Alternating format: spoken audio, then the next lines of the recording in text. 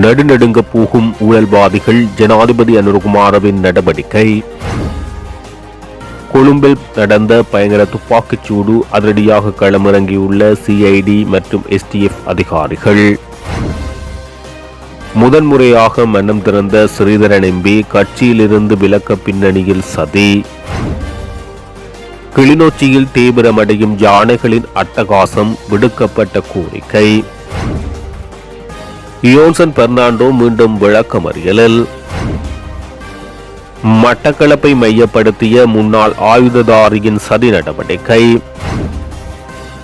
ஆசிரியர் பரீட்சைகள் தொடர்பில் பிரதமர் வெளியிட்ட தகவல். அரசாங்கத்தால் வழங்கப்பட்ட வீடுகளில் 600 வீடுகள் வவுனியாவில் பூட்டப்பட்ட நிலையில் உள்ளது. பிரதியமைச்சர் உபாலி சமரசிங்க. பயங்கரவாத எதிர்ப்பு சட்டங்களை சர்வதேச நியமங்களுக்கு அமைவாக திருத்தியமையுங்கள், இலங்கையிடம் அழுத்தம் திருத்தமாக வலியுறுத்தும் ஐரோப்பிய ஒன்றியம். தேசிய மக்கள் சக்தி அரசாங்கத்தின் ஆட்சி ஆரம்பித்த ஒரே வருடத்துக்குள் உலகளாவிய ஊழல் குறியீட்டில் இலங்கை குறிப்பிடத்தக்க முன்னேற்றங்கள் அடைந்துள்ளது. டிரான்ஸ்பரன்சி இன்டர்நேஷனல் என்ற சர்வதேச அமைப்பு வெளியிட்ட 2025 ஆண்டுக்கான ஊழல் புலனாய்வு சுட்டனில் இலங்கை குறிப்பிடத்தக்க முன்னேற்றத்தை பதிவு செய்துள்ளது. கடந்த 2024 ஆண்டு 32 புள்ளிகளுடன் 121வது இடத்தில் இருந்த இலங்கை தற்போது 35 புள்ளிகளை பெற்று 14 இடங்கள் முன்னேறி 107வது இடத்தை பிடித்துள்ளது. கடந்த அரசாங்கங்களின் காலத்தில் இவ்வாறான ஒரு சடுதியான முன்னேற்றம் இருக்கவில்லை என்பது இங்கு குறிப்பிடத்தக்கது. இந்த நிலையில் தற்போதைய அரசாங்கத்தின் இந்த அதிரடி நடவடிக்கைகளால் உண்மையில் ஊழல்வாதிகள் அச்சத்தில் உள்ளார்கள் என தெரிவிக்கப்பட்டுள்ளது. அக்குரைகொடவில் சட்டத்தரணி ஒருவர் மற்றும் அவரது மனைவி கொலை செய்யப்பட்ட சம்பவம் குறித்து விசாரிக்க குற்றப்புலனாய்வு திணைக்களம் மற்றும் போலீஸ் சிறப்பு படை உட்பட 10 குழுக்கள் பணியில் ஈடுபடுத்தப்பட்டுள்ளன. நேற்று மதியம் தலங்கம அக்குரைகொடவில் உள்ள ஒரு பல்பொருள் அங்காடிக்கு முன்னால் ஒரு சட்டத்திரணி ஒருவர் மற்றும் அவரது மனைவி சுட்டுக் கொல்லப்பட்டார். கரந்தனிய சுத்தா என்ற குற்றவாளியின் நீதிமன்ற நடவடிக்கைகளில் முன்னிலையான குறித்த சட்டத்திரணி அவர் என போலீசார் தெரிவித்துள்ளனர். கரந்தனிய சுத்தாவின் தகவலை லொக்குப்பாட்டி என்ற குற்றவாளிக்கு வழங்கியதால் அவரை இந்த கொலையை திட்டமிட்டிருக்கலாம் என பாதுகாப்பு படையினர் சந்தேகிக்கின்றனர்.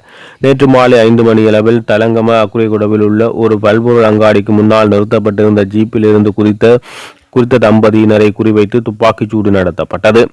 காரில் வந்த ஒரு குழு T56 துப்பாக்கியால் துப்பாக்கிச் சூடு நடத்தி சுமார் 10 முறை துப்பாக்கிச் சூடு நடத்தி தப்பிச் சென்றதாக போலீசார் தெரிவித்தனர்.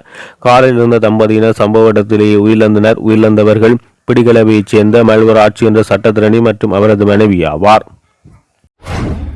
இலங்கை தமிழரசு கட்சியில் இருந்து யாழ் மாவட்ட பாராளுமன்ற உறுப்பினர் சிவஞானம் ஸ்ரீதரன் விரைவில் நீக்கப்படலாம் என்னும் கருத்து சமீப காலமாக முன்வைக்கப்பட்டு வருகிறது. அண்மையில் அக்கட்சியின் பாராளுமன்ற உறுப்பினர்கள் குழு தலைமை பதவியிலிருந்து நீக்கப்பட்டதை தொடர்ந்து இவ்வாறான கருத்துக்கள் பலம் வருகின்றன. இந்த நிலையில் இது தொடர்பாக அவர் ஒரு தனியார் ஊடகத்தில் கலந்து கொண்டு கருத்து தெரிவிக்கும் போது தன்னை பழிவாங்கும் நோக்கில் கட்சியில் இருந்து விலக்கும் நோக்கிலும் பலர் செயற்படுவதாக குறிப்பிட்டார். அதே நேரம் கடந்த 2 வருடங்களாக தனக்கு எதிராக மேற்கொள்ளப்பட்ட நடவடிக்கைகளுக்காக செலவிடப்பட்ட பணத்தை தமிழ் தேசிய விடுதலைக்காக தமிழ் இளைஞர்களுக்கும் முற்போக்காளர்களுக்கும் செலவழித்திருந்தால் இந்த நேரம் ஒரு மிகப்பெரிய தேசிய எழுச்சி ஏற்பட்டிருக்கும். தொடர்ச்சியாகவே எனக்கு மனோரீதியான அழுத்தங்கள் கொடுத்தார்கள். நானாகவே இந்த கட்சியை விட்டு போக வேண்டும் என்ற அழுத்தங்கள் பிரயோகித்திருந்தார்கள் என குறிப்பிட்டுள்ளார். முல்லைத்தீவு மாவட்டத்தில் கடற்தொழிலாளர்கள் கடலில் இடம்பெறும் சட்டவிரோத கடற்தொழில் நடவடிக்கையை கட்டுப்படுத்த கோரி நேற்று கவனிப்பு போராட்டத்தினை மேற்கொண்டு முல்லைத்தீவு மாவட்ட அரசாங்க அதிபர் உமா மகேஸ்வரனிடம் மனுவினை கையளித்தனர். இதன் பின்னர் கடற்தொழிலாளர்களுக்கு கருத்துரைத்த முல்லைத்தீவு மாவட்ட அரசாங்க அதிபர், முல்லைத்தீவு மாவட்டத்தில் கடற்தொழில்துறை மாவட்டத்தில் 20 வீதமான மக்கள் ஈடுபட்டு வருகிறார்கள். 71 கிலோமீட்டருக்கு மேல் கடல் வளம் உள்ளது. மாவட்டத்தில் உள்ள பிரச்சினை இந்த மீன்வளம் சட்டவிரோதமான முறையில் அளிக்கப்படுகிறது. இதில் முக்கியமாக இந்திய கடற்தொழிலாளர்கள் வந்து சட்டவிரோதமான முறையில் கடல் வளம் அள்ளிச் செல்லப்படுவது, இதனால் கடற்தொழிலாளர்களின் வாழ்வாதாரம் அளிக்கப்படுகிறது. அடுத்தடுத்து இலங்கையில் உள்ள கடற்தொழிலாளர்களும் சட்டவிரோத நடவடிக்கையில் ஈடுபடுகிறார்கள். ஆழ்கடலில் சென்று சட்டவிரோத உபகரணங்களை பாவித்து கடற்தொழிலாளர்கள் கரைவலை மீன்பிடி தற்போதைய அரசாங்கத்தின் கொள்கை. இந்த சட்டவிரோதமான செயல்கள் எல்லாவற்றினையும் இன்றைய வரைக்கும் கட்டுப்படுத்துவது மீன்பிடித்துறையினை விட மிகப்பெரிய பிரச்சினை. போதைப்பொருள் ஓரளவுக்கு இந்த அரசாங்கத்தின் செயற்பாடு ஊடாக மட்டுக்கு கொண்டு வரப்படுகின்றது.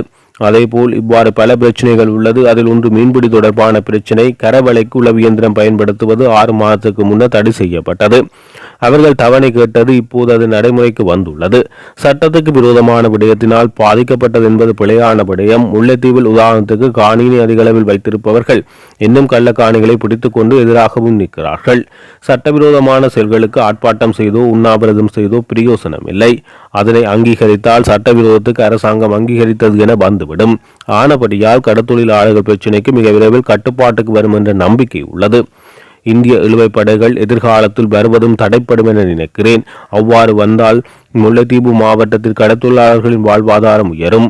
வறுமையில் முதலாவது மாவட்டமாக முல்லைத்தீவு மாவட்டம் காணப்படுகிறது. கடத்தொழிலாளர்களின் பிரச்சனையை உரிய இடத்துக்கு நாங்கள் அனுப்புவோம் என அவர் தெரிவித்தார்.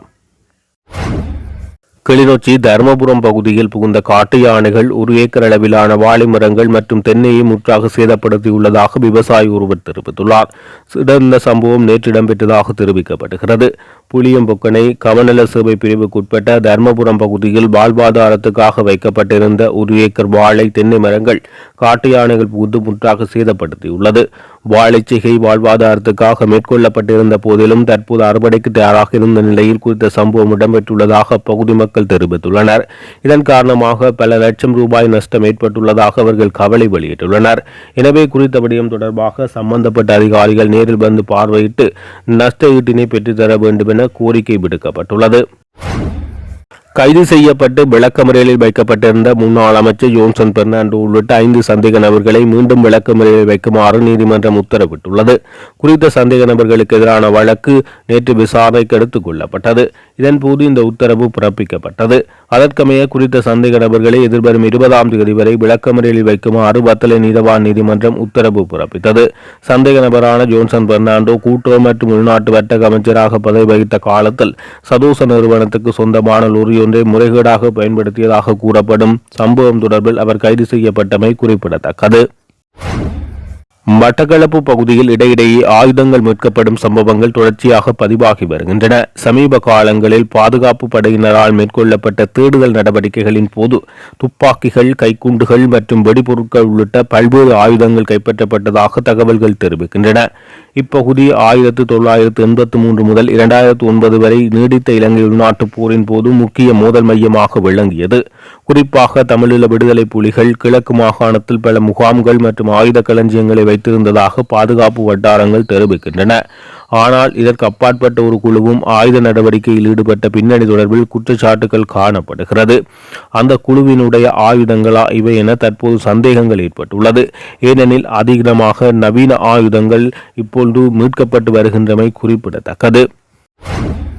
இடம்பெற்று வரும் வழக்குகள் தொடர்பான நீதிமன்ற தீர்ப்புகள் படியே ஆசிரியர் பரீட்சைகள் நடாத்தப்படும் என பிரதமர் கருணை அமரசூரிய தெரிவித்தார். அதன்படி எதிர்காலத்தில் 2 ஆசிரியர் பரீட்சைகள் நடாத்த திட்டமிடப்பட்டுள்ளதாகவும் அவை நீதிமன்றத்தின் தீர்ப்புக்கேற்ப நடாத்தப்படும் என பிரதமர் குறிப்பிட்டார். அத்துடன் பெறப்பட்ட கோரிக்கைகளை கருத்தில் கொண்டு பட்டம் பெற்ற அதிகாரிகள் தொடர்பான நிபந்தனைகளை திருத்துமாறு நீதிமன்றத்திடம் கூறுவதற்கு நடவடிக்கை எடுத்துள்ளதாகவும் அவர் தெரிவித்தார். புதிய கல்வி சீர்திருத்தங்கள் குறித்து மொனராகலை மாவட்ட கல்வி அதிகாரிகளுக்கு தெரிவிக்கலை ரோயல் கல்லூரியில் நடைபெற்ற கலந்துரையாடலில் பங்கேற்ற போது பிரதமர் இவற்றை தெரிவித்தார். அரசாங்கத்தால் வழங்கப்பட்ட வீடுகளில் 600 வீடுகள் வவுனியாவில் பூட்டப்பட்ட நிலையில் உள்ளதாக வவுனியா மாவட்ட ஒருங்கிணைப்பு குழு தலைவரும் பிரதி அமைச்சரும் ஆனோபாலி சமரசிங்க தெரிவித்துள்ளார். வவுனியா பிரதேச செயலகத்தில் வெள்ளிக்கிழமை இடம்பெற்ற ஒருங்கிணைப்பு குழு கூட்டத்தில் அவர் இவ்வாறு தெரிவித்தார்.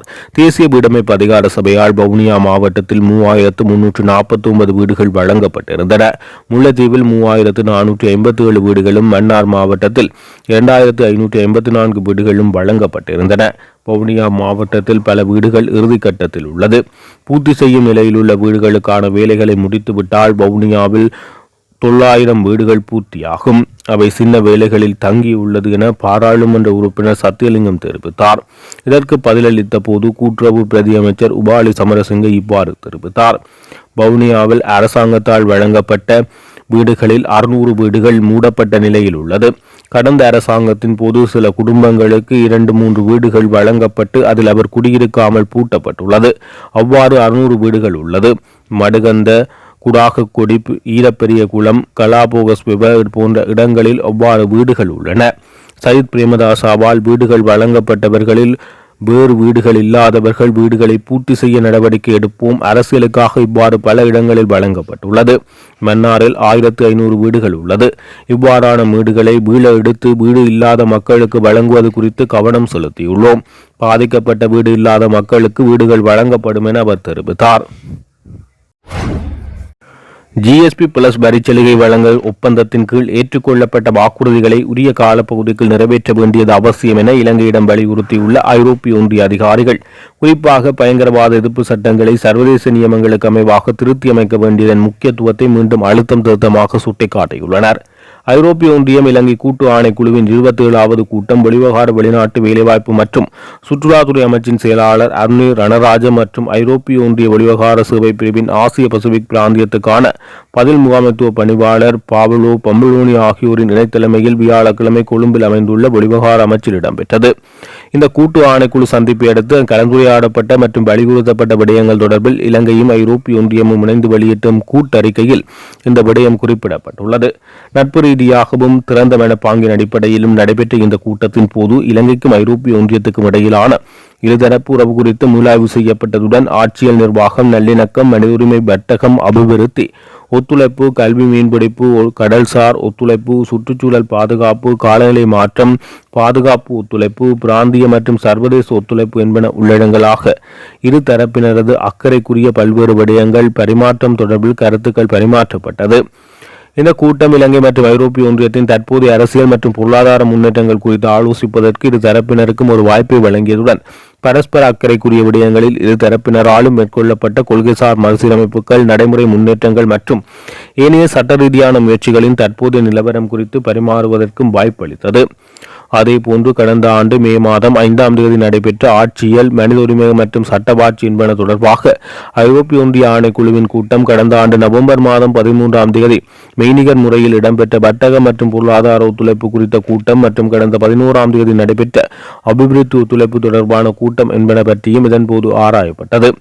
அதேவேளை பயங்கரவாத தடை சட்டத்தை நீக்குதல், நிகழ்நிலை காப்பு சட்டத்தில் திருத்தங்களை மேற்கொள்ளுதல், சிறுபான்மையினரின் உரிமைகள், பெண் சிறுவர்கள் மற்றும் தொழிலாளர்களின் உரிமைகள், லஞ்சம் மற்றும் ஊழலை எதிர்த்து போராடுவதற்கு முன்னெடுக்கப்பட்ட நடவடிக்கைகள், கருத்து வெளிப்பாட்டு சுதந்திரம், ஒன்று கூடுவதற்கான சுதந்திரம் என்பன உள்ளடங்களாக ஜனநாயகம், நிர்வாகம், சட்டத்தின் ஆட்சி மற்றும் மனித உரிமை ஆகிய துறைகளில் இலங்கையின் அண்மைய கால முன்னேற்றங்கள் தொடர்பில் இந்த கூட்டு ஆணைக்குழு சந்திப்பில் விசேட கவனம் செலுத்தப்பட்டது.